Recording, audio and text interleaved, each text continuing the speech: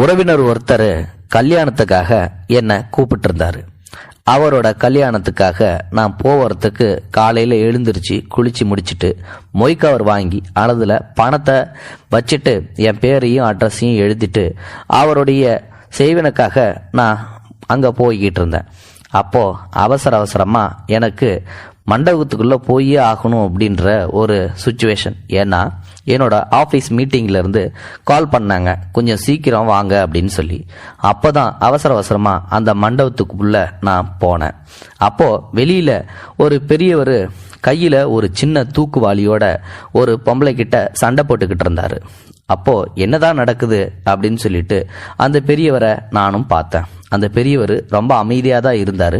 ஆனால் அந்த அம்மா தான் அந்த பெரியவரை பயங்கரமாக சத்தம் போட்டு கத்தி திட்டிக்கிட்டு இருந்தாங்க. என்னதான் நடக்குதுன்னு அப்போ கூர்ந்து கவனிச்சுக்கிட்டு இருந்தேன். வேற எதுக்காகவும் அந்த பெரியவர் நிற்கல, சாப்பாட்டுக்காகத்தான் அந்த இடத்துல நிற்கிறாரு அப்படின்றது அந்த அம்மா கத்துறதுக்கு அப்புறம் தான் தெரிய வந்துச்சு.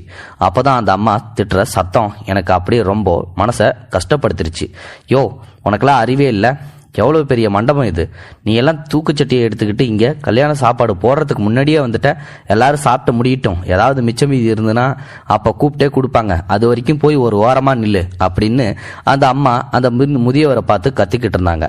எனக்கு மனசு அப்படியே நொறுங்கி போயிடுச்சு, பாவம் அப்படின்னு சொல்லிட்டு நான் என்ன பண்ணேன், அந்த அம்மா போனதுக்கப்புறம் சரின்னு சொல்லிட்டு அவர்கிட்ட போனேன். அப்போது என்னை தம்பின்னு சொல்லி கூப்பிட்டாரு. என்னங்க தாத்தான்னு நானும் போய் கேட்டேன். அதுக்கப்புறம் அந்த பெரியவர் என்கிட்ட இந்த தூக்கில் கொஞ்சம் சோறு வாங்கி தரியாப்பா, எனக்கு ரொம்ப பசிக்குது, என் பொண்டாட்டிக்கு ரொம்ப பசிக்குதுப்பான்னு சொல்லி சொல்கிறாரு. அப்போது எனக்கு ரொம்ப அழுகழுகையாக வந்துருச்சு. இதுக்கு ஏன் பெரியவரே தயங்குறீங்க, வாங்க நான் உங்களை பந்தியிலே வந்து சாப்பிட உட்கார வைக்கிறேன்னு சொல்லி. இல்லை தம்பி, பந்தியெல்லாம் உட்கார விட மாட்டாங்க, என்னை எப்படி சத்தம் போட்டு போனாங்க பார்த்தீங்களா, அட பெரியவரை நீங்கள் சும்மா இருங்க, என் கூட வாங்க, யார் என்ன சொல்கிறாங்கன்னு நான் பார்த்துக்கிறேன்னு சொல்லி உள்ளே கூட்டிக்கிட்டு போனேன். சிலரோட பார்வை ஒரு மாதிரியாக இருந்தாலும் எதுவும் நான் பேசலை. ஆனால் குசு குசுன்னு முதுகுக்கு பின்னால் சிலர் முணங்குனாங்க. நான் அதெல்லாம் கண்டுக்கவே இல்லை. 2 பேரும் வயிறார சாப்பிட்டு வெளியில் வந்து ரொம்ப சந்தோஷமாக நான் இப்போது மொய்க்கவரை கொடுத்துட்டு அப்போ திரும்பி பார்க்குறேன். இப்போவும் அந்த பெரியவர் ரொம்ப கூச்சத்தோடையே நின்றுக்கிட்டு இருந்தார்.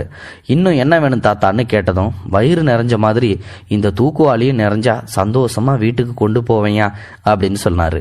இதெல்லாம் ஒரு பெரிய விஷயமா, வாங்க போகலான்னு கூட்டிக்கிட்டு போய் பக்கத்தில் இருக்கிற கடையில் தூக்கு பாத்திரம் நிறைய பார்சல் சாப்பாடு வாங்கி கொடுத்தேன்.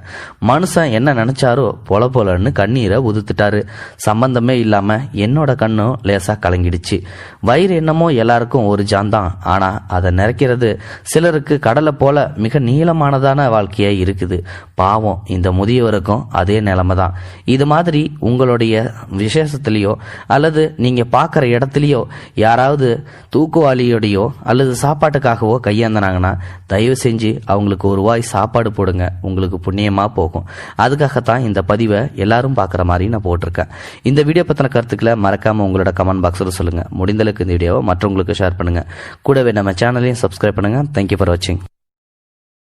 இது போன்ற செய்திகளை உடனுக்குடன் நீங்கள் தெரிந்து கொள்ள மறக்காமல் எங்களுடைய சேனலை சப்ஸ்கிரைப் செய்யவும், கூடவே பக்கத்தில் வரும் பெல் ஐக்கானையும் கிளிக் செய்யவும்.